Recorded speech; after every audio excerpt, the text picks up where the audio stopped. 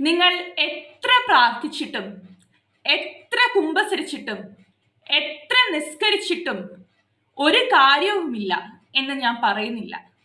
പക്ഷേ ഇതൊക്കെ ചെയ്തിട്ടും നിങ്ങൾ വീണ്ടും വീണ്ടും മറ്റുള്ളവരെ പറ്റി കുറ്റം പറയുകയാണെങ്കിൽ, വീണ്ടും വീണ്ടും ദേഷ്യം പിടിക്കുകയാണെങ്കിൽ, വീണ്ടും വീണ്ടും അസൂയയും കുശുമ്പും എല്ലാ നെഗറ്റീവ് ഫീലിങ്സും നിങ്ങളുടെ മനസ്സിലുണ്ടെങ്കിൽ ഞാൻ പറയട്ടെ, നിങ്ങളുടെ പ്രാർത്ഥന വിഫലമാണ്.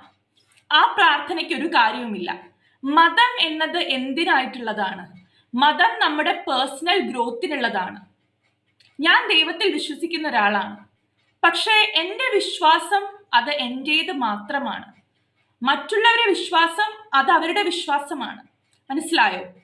പക്ഷെ വിശ്വസിക്കുന്നുണ്ടെങ്കിൽ എന്തിനാണ് വിശ്വസിക്കുന്നത്? നമ്മുടെ കാര്യം സാധിക്കാൻ വേണ്ടിയല്ല നമ്മൾ ദൈവത്തെ പ്രാർത്ഥിക്കേണ്ടത്.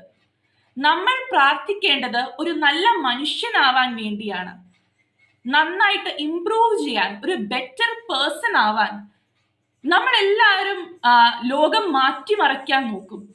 പക്ഷെ ആ മാറ്റം നമ്മളിൽ നിന്ന് എന്തുകൊണ്ട് നമ്മൾ തുടങ്ങുന്നില്ല? അതൊരു ചോദ്യം തന്നെയാണ്.